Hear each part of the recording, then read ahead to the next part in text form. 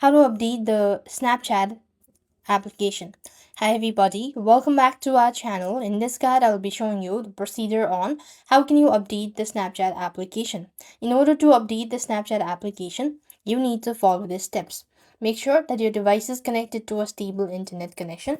And then to begin with, open up your respective app store and tap on the search bar and type in Snapchat. And when you locate it, you could click on the install button. Then you could click on the update button and wait for it to completely update. After completely updating the app, you could also restart your device for a smooth functioning.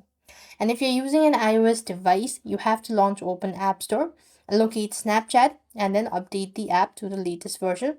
And for the smooth functioning as well, you could restart your device as well.